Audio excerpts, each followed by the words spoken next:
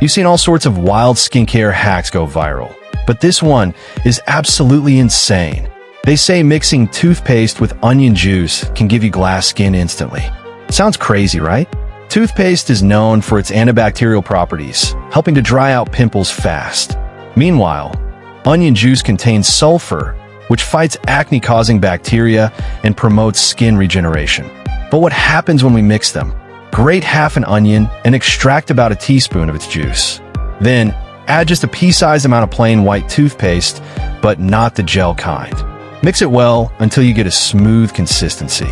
Applying this concoction on your face. The cooling effect from the toothpaste will provide a refreshing effect.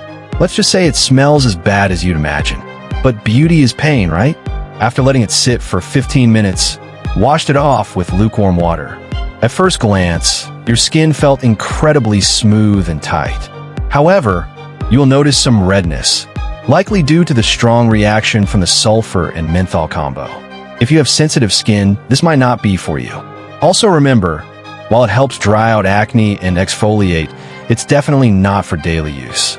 If you decide to try it, always do a patch test first. That is it from today's video.